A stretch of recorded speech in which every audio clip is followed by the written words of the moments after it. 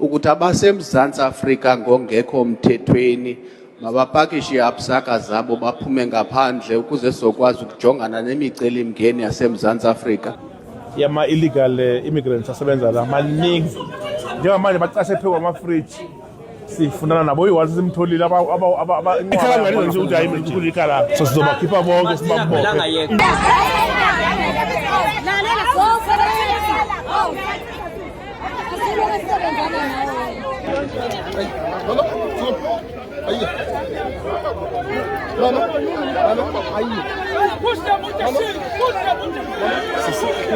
I'm talking to you. Drop your attitude and give us the papers.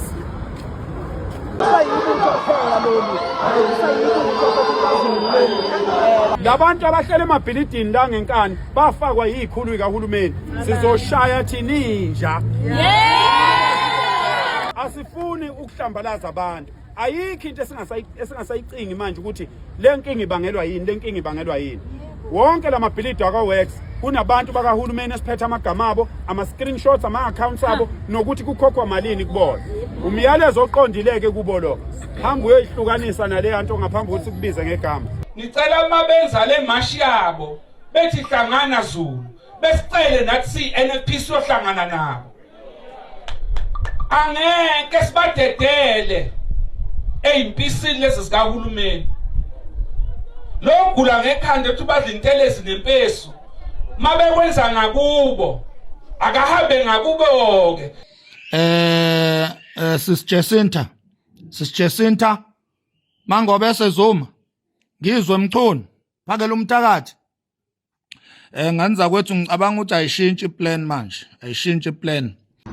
Simemeza amabutho simemeza izizwe simemeza amadoda nenani lwimpi yasesandlwana impi yasencome. Hawu ninenani lwizimpi mabutho enasala empini sithi vukani madoda ebeseni isilamulela nali izwe lihamba na umhlaba uhamba na udliwa bokufika na udliwa abangakulona elabo leli hayibo. Welcome back to my channel.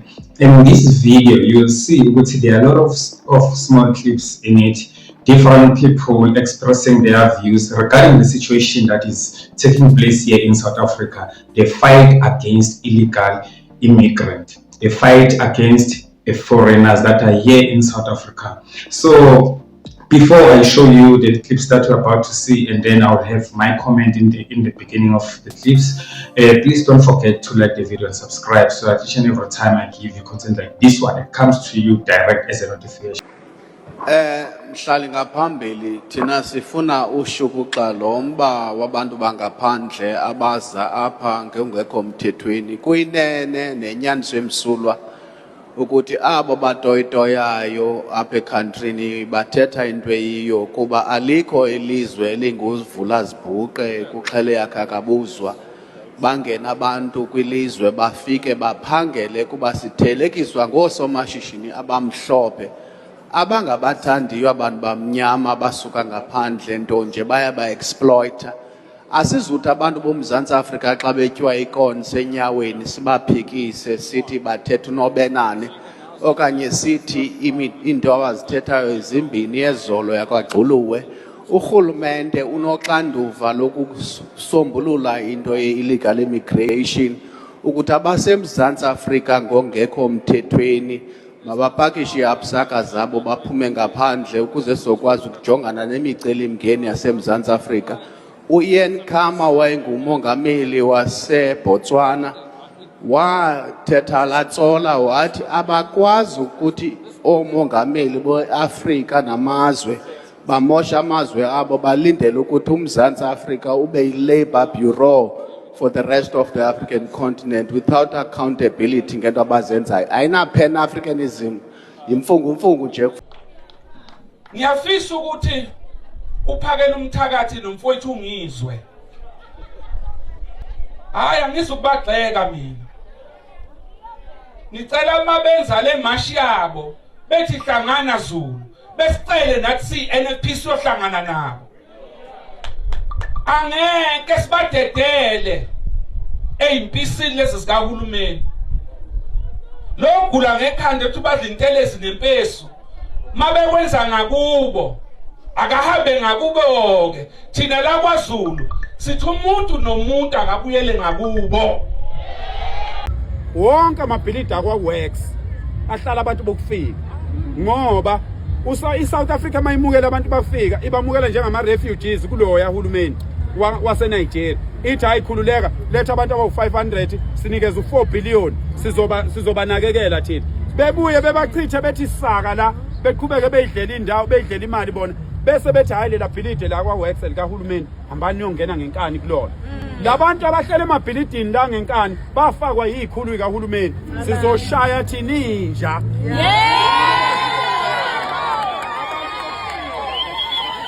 Abantu bokufika sensi ayikho into esingayi-investigate manje. Asifuni ukuhlambalaza abantu. Ayikho into esingasayicingi manje ukuthi le nkinga ibangelwa yini, le nkinga ibangelwa yini. Wonke la mabhilidi akwa-Works kunabantu bakahulumeni esiphethe amagama abo, ama-screenshots, ama-accounts abo, nokuthi kukhokhwa malini kubona. Umyalezo oqondileke kubo lo. Hamba uyoyihlukanisa nale nto ngaphambi ukuthi kubize ngegama. Siyabonga.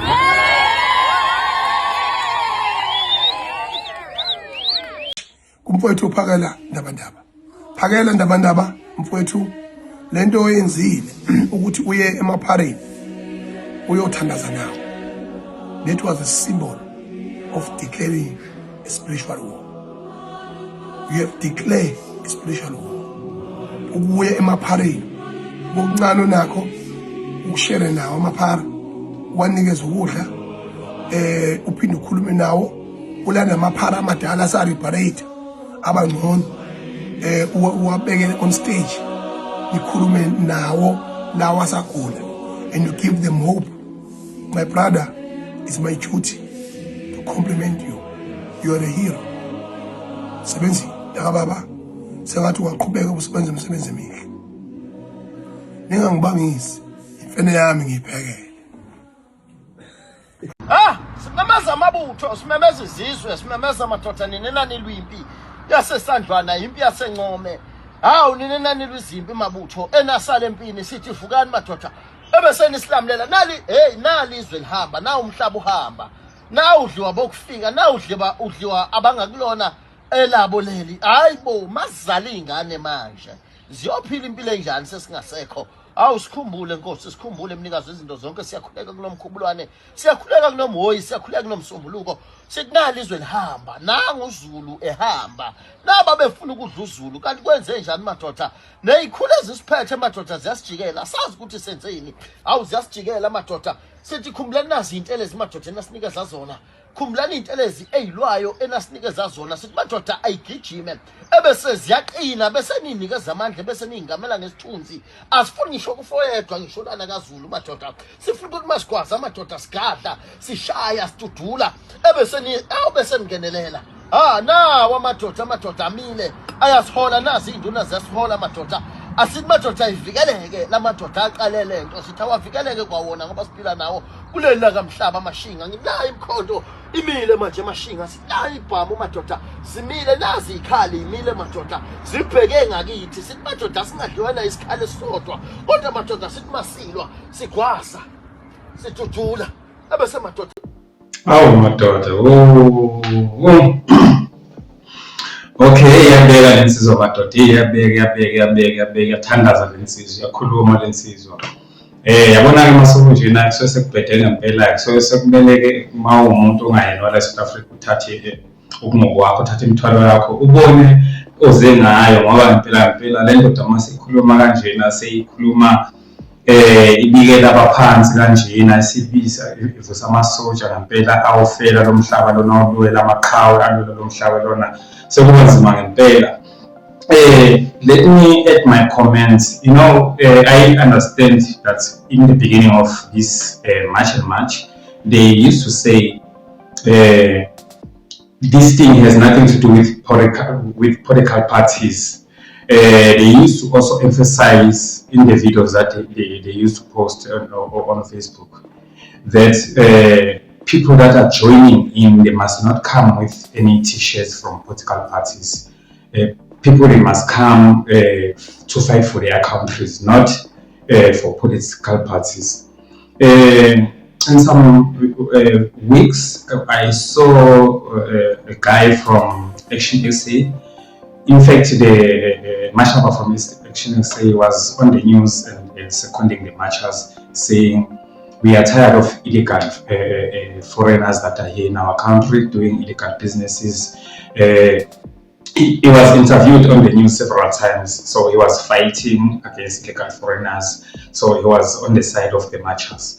Lately, I've been seeing a lot of political parties that now are associating themselves with the marchers, that agrees with the marchers.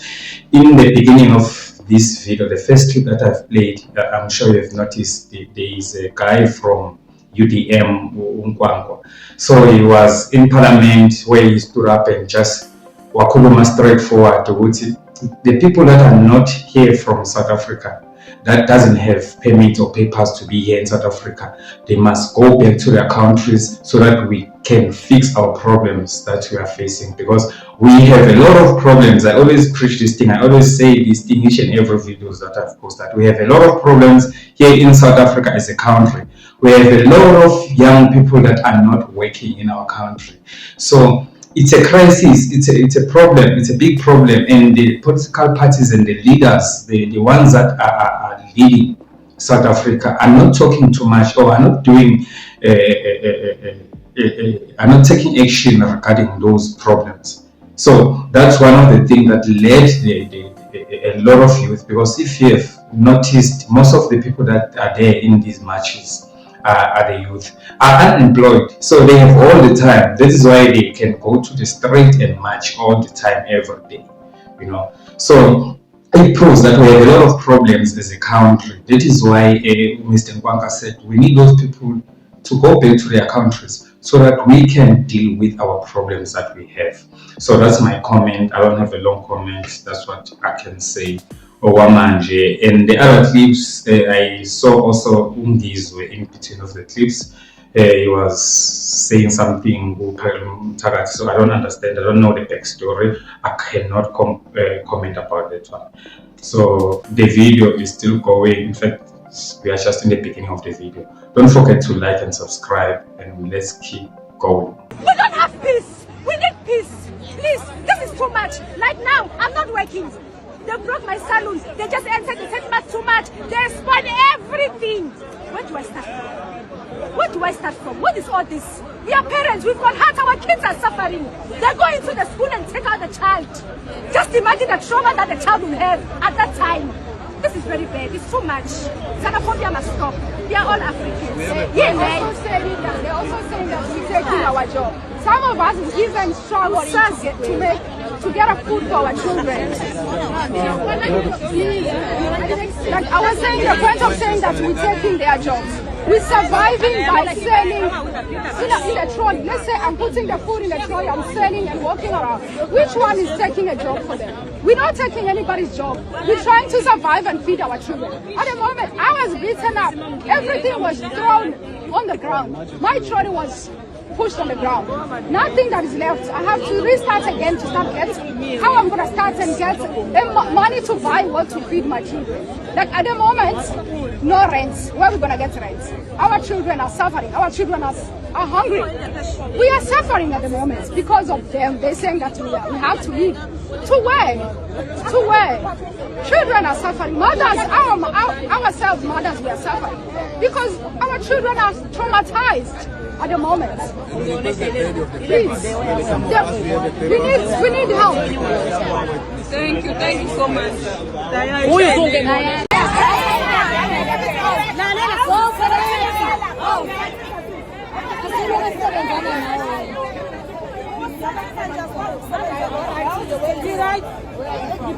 Where are you from? Burundi. Get what you get. If you document here, I'm not asking. No.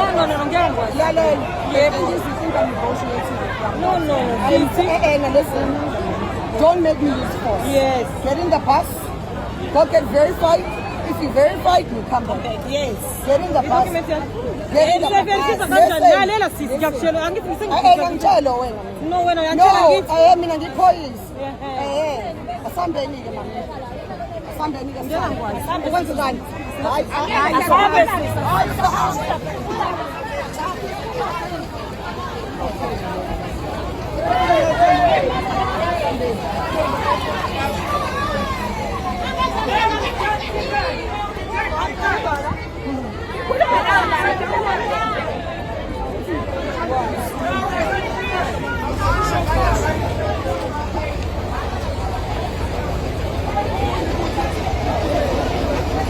Betshani Good.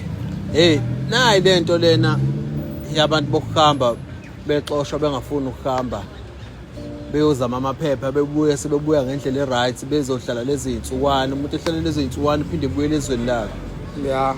njengoba bengafuni ukuhamba soyimisa kanjani lento lena njenge South Africa nje yonkana Indlela yokuthi lento siyidefeat.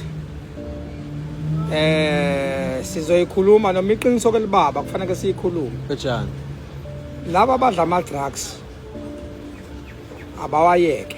hlobo luni lama drugs mhlawumbe ake sibe specific Cocaine, rock, uwunga, cat. Onke nje leli drug ngisho crystal ngisho ngidi khona ngidi kuthiwa kuyiphilisi Mandrax. iboss Abayiyeke leyo nto abantu because njengamanje njengoba sikulempi yokuthi abantu abantu abokufika bahambe. Betshani Indlela manje abazoyi revenge ngayo ukunyusa idosage lapha noma befaka upoison ngoba njengamanje abantu abadla ikhetha bayazi lento engizoyikhuluma ukuthi njengamanje sebekufaka iwunga kwikati shembu namanga ukwenzelwani ngoba angithi uyayibona iwunga ukuthi umuntu imphendule benjani abe isilwane njengamanje sekufakwe ke manje kwenzela ukuthi wena ube isithi baludu ungabi na future ku ingakho ubona ngisho kuthiwa singabe sisathenga ngisho endaweni lapho abadayisa khona ukudla ngoba bazofaka upoison ekudleni bazofaka upoison kwizinto zokuphuza which means indlela esoba defeata ngayo ukuthi must stop ukusebenzisa izinto ezifika nabo ushembe manje ingakho nabafowethu laba abadla ama drugs kufanele manje sithola indlela yokubasiza yokubanyula kulezi ngoba manje bazohamba emhlabeni sizongcwaba ngoba iyona ndlela because iaim yalaba bantu ibheke kubantu abasha because kuyazi ukuthi mebulawa intsha eSouth Africa automatically vele izofa ami njengamanje lento athi khulunywa lento athi yabo lento athi khulunywa ukuthi osisi bethu ngesinye isikhathi basidayisa kanjani osisi bethu bathandana nalabo abantu bokufika vele automatically uma lo muntu ekuthanda naye wakumithisa vele upresident ngenzeka upresident kube wase-Ethiopia ngoba uzalo usisi wakho owala eSouth Africa hey bafethu kungenzeka ukuthi upresident kuphinde ngeminyaka ezayo kuphuma upresident wangaphandle ngenxa ukuthi uzalwe usisi wakho wala vele ingane yakho umngane nasisi wakho umshanakho ngekuyilahle kodwa yazi ukuthi upresident wakuphi ngoba lesidi ifakwe umuntu wangaphandle manje ziningi izinto kumele sizibalekele njengalempi ngoba ukabstainer lento ukuthi basiyibalekele lento yokuthenga izinto ezizana laba bantu futhi kahle Betshani uthini kulento yama drugs must be temporarily block sime xoxise kuyo kancane ayihoxise noma uyiyeke Betshani indlela nje yokuthi lento yabo lento yokuba temporarily ingozi ngoba vele still uma uzothi temporary uzoma still izoproducewa khona indlela abazofika ngayo kodwa iqhamuka ngaphandle ngendlela ukuthi be destroy because into esebenzayo manje imali njengoba kusebenza imali vele bazothengwa abaholi bethu la ingakho futhi 2 ufanele sithola amadoda loyal ngalendlela xa kukwenza because njengoba ngena izinto la amadoda kodwa khona eswavotele sawabeka phezulu which means ke leyanto ukuze sikwazi ukuba defeat laba bantu asiyeke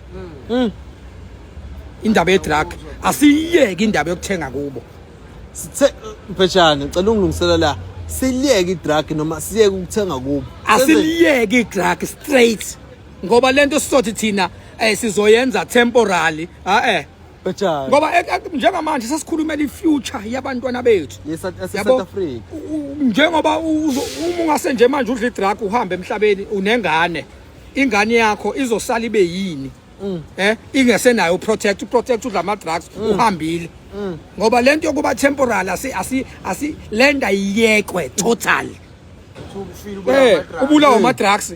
Hey khona bhotshana ukhuluma into ekhona mawuthi esikalweni bazofaka more. Sohlanyelwe yinto okulandelayo. Uzohlanya abantu manje la. Bazohlanya befe futhi. Uzogcina uhulumeni yazi ke mase kanjalo mase kuhlanya abantu abaningi uzothi uhulumeni mabafakwe endaweni eyodwa njengamazombi beqhunyiswe bebulawa. Indlela yokubulala abantu.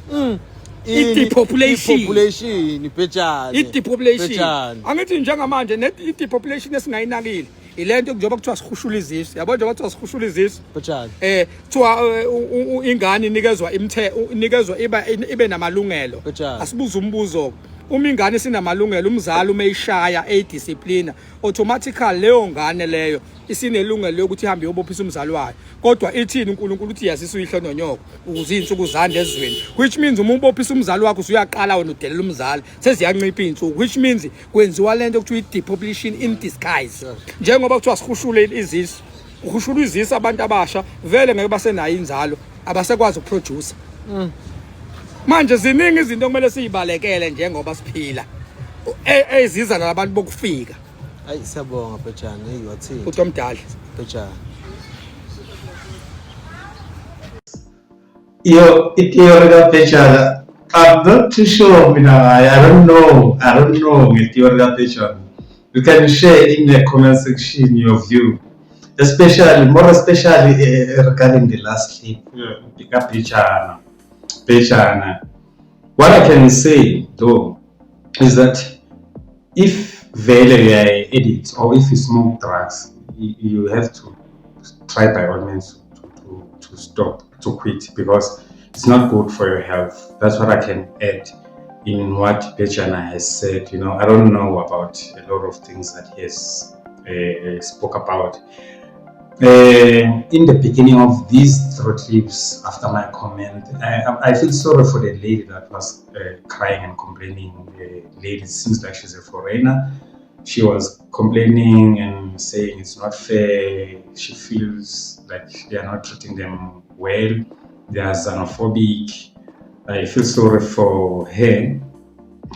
But going back to the whole situation, that is why South Africans are saying, go back to your countries and try to fix your countries and fight the problems that are causing you to run away from your countries.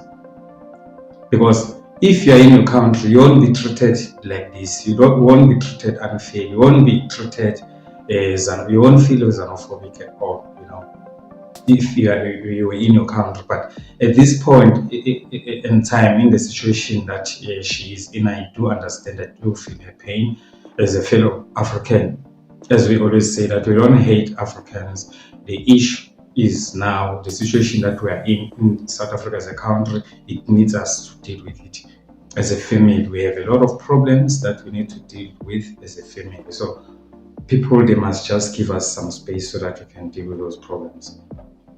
We don't hate them. That's not a message of hate. Let's keep going.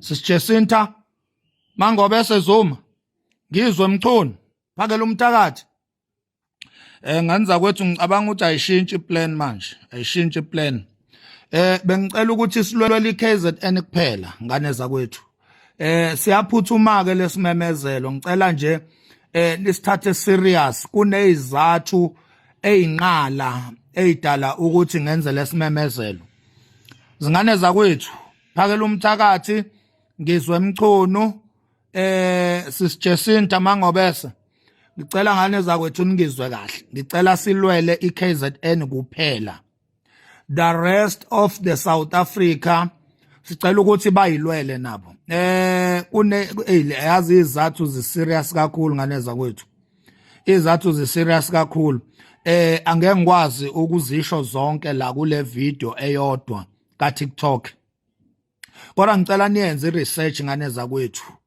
angeke siwine impi yokulwela iSouth Africa kodwa sizoyiwina impi yokulwela iKwaZulu ngicela ukuthi silwele iKwaZulu kuphela, ngicela ukuthi ama-foreigners aphume KwaZulu kuphela, sicela ukuthi wonke amabhizinisi angayikhokhi i-tax, bonke abasebenzi abangayikhokhi i-tax, wonke ama-illegal and legal foreigners abangenzi umsebenzi oyindlala noma esingakwazi ukwenza KwaZulu, sicela ukuthi labo bantu baphume baphele KwaZulu.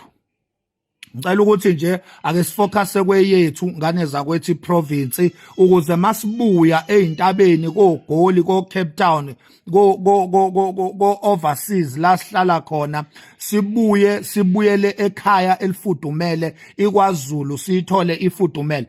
Ngicela ukuthi silwele iKwaZulu kuphela ngane zakwethu. Isicelo lesi angizami ukulawula kodwa isicelo lesi kushubile ngane zakwethu, kushubile. I-information siyayithola kubi, ngeke size sinqobe impi yokulwela iSouth Africa kodwa sizoyinqoba impi yokuvikela iKwaZulu, sizoyinqoba impi yokulwela iKwaZulu, sizoyinqoba impi yokuklina iKwaZulu Natal, sizoyinqoba ke leyo. Ama-politicians eSouth Africa ayadla ngama-foreigners, ayabenefita ngama-foreigners, abelungu amandiya bayadla ngama-foreigners. Idlala indima enkulu lento ekuthiwa i-cheap labor la eSouth Africa, ihamba ibanga elide lento ekuthiwa i-cheap labor la eSouth Africa. Kuningi ama-politicians kanye nabelungu namandiya abadla ngakho kuma-foreigners. So angeke sikwazi ukuthi labantu laba ngeke baze bavume sibaphuce isinkwa emlonyeni, badla kakhulu. And lalela, imali labantu engibashoyo ama-politicians kanye nabelungu, imali bayenza kakhulu ngama-foreigners. Lamabhizinisi abo lokuba osopolitiki babo abanamali, akunamali lento leyana. Labantu ukuze babe rich, baphile lempilo abayiphilayo, impilo yomntakabani le abayiphilayo, baphila ngama-foreigners. Angeke sinqobe impi yama-foreigners uma sizothi i-national, kungcono ayibe provincial. Ileso nje ngane zakwethu isicelo enginazo, ama-foreigners awaphume eKZN kuphela, and then the rest of South Africa ngiyabonga nje ukuthi seyihambile imarch and march koGoli ko Lokhuza ko Pitori, ihambile ko Eastern Cape, ihambile ko izolo kade ilapha eThokoza, wonke amamashi abe successful. Siyabonga ukuthi nibakhombisile indlela ukuthi kwenziwa kanjani, sicela ukuthi ke manje bayiqhubekele. Umhla ka-30 June sicela ufocus eKZN kuphela. Ngiyanicela ngane zakwethu umhla ka-30 June sicela ufocus eKZN ukuze yonke into izolo angeke sikwazi ukulungisa iSouth Africa yonke singakaphumeleli ekulungiseni eyethu iprovince KZN. Angeke sikwazi ukukhipha ama-illegal foreigners eSouth Africa yonke in the 9 provinces singakakwazi ukwakhipha eKZN kwiprovince yethu.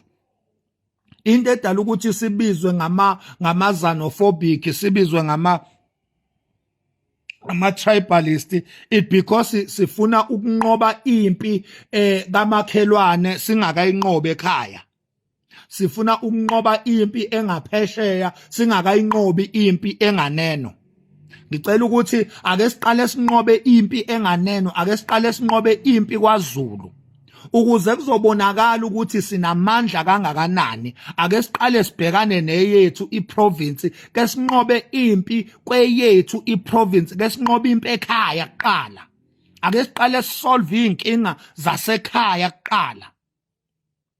Uyabona ke ngani zakwethu manje ngathatha lo mbono wami ngiyakutshela sosuka inkalo zonke siyolwa ngoba sizobe sesifocus ekhaya ngicela nje lempi ake ifocus ekhaya ake ifocus kwaZulu ake ifocus ekhaya ake sibakhiphe kwelakithi ekhaya ake sibakhiphe kwaZulu kuqala ukuze kuzobonakala ukuthi sokwazi ukubakhipha iSouth Africa yonke ake siqale ekhaya sibakhiphe ekhaya. Yabona ngomhla ka-30 June ake ufocus ekhaya eKZN ke sibakhiphe nje ekhaya kuqala baphume nje baphele kubonakale iKZN iba clean ake kuqale kubonakala iKZN iba clean ngoba ngeke sikwazi ukucleana the whole South Africa singakakwazi ukucleana iKZN ngoba thina singaba seKZN singaba kwaZulu thina ake siqale sifocus kwaZulu ngane zakwethu. Ukufocusa kwethu kwaZulu kuzokwenza ukuthi abonakale amandla esizwe sikaZulu uma ngabe sibhekene nempi ezweni laso. Uma sikhuluma ngezwe lethu ake kube ukuthi sikhuluma ngoZulu. Ake kube ukuthi sikhuluma ngoZulu ngane zakwethu ake siqale kwaZulu kuqala hayi ukuthi ngeke silekelele kwamanye ama provinces kodwa ake siqale sinqobe ekhaya kuqala ake siqale siclean ekhaya sishiye ku clean ekhaya ebese siyalekelela ke kwezinye indawo. Angibonga ithuba ngane zakwethu bekumbono nje wethu singomakhanya ngicabanga ukuthi abahlakaniphile bazowujulela lo mbono bese beyawusebenzisa inkulu impi yama foreigners eSouth Africa kodwa ngeke sinqobe ngoku laba abantu njoba beyihlola beyibuka ukuthi bona bangakwazi ukulwa nathi sebeyibonile. Uyabona njoba bebeka amakhosi sebenethemba lokuthi bangalwa nathi ene ngempela ngendlela thina impi singayazi ngayo bangasehluli manje ngithi ke mina kusukela manje namhlanje njoba silapha eHarding sokhuluma nenisizwe bafowethu njoba beyihlanganisela bona ukuthi bafuna ukuba yimpi kithi sekufanele kube semthethweni ke thina njengabantu bakwaZulu siyothi sithelelo Eastern Cape siyothi sithelelo Northern Cape sitholela oLimpopo sithelelo oWestern Cape nobani bani kodwa ngithi mina abantu bokuqala abawu2 okufuna beqonde lempi besukume behlangane manje iEastern Cape neKwaZulu Natal yilama province omabili kuqala okufanele enze sure ukuthi avikele iSouth Africa. Laba abantu basempini bafowethu uyazi laba abantu abayibeka lapha eGoli lamaSomali okokuqala abantu ababamba imkhumbo olwandle amaSomali nama Ethiopians amaPakistan kunempi ngakubo abantu basePakistan nje kunempi ngakubo bakhula nje ingane yakho ikhula iyimpi nje eSomalia abantu bakhona bakhula beyimpi abantu base Pakistan bakhula beyimpi. So uma uthi uyabuka laba abantu bonke bayezwana manje sebefuna ukuhlangana manje sebefuna ukuba ukhipha upresident wabo njoba bebeka amakhosi nje bezwa amanzi ngobhoko. Ngithi mina ke insizwa zakithi Eastern Cape neKwaZulu okwamanje ngoba abanye asikababoni. Thank you so much. If you have managed to watch this video up until where we are now at the end of it, I'd like to say thank you and make sure you have subscribed and liked the video. I'll see you next time.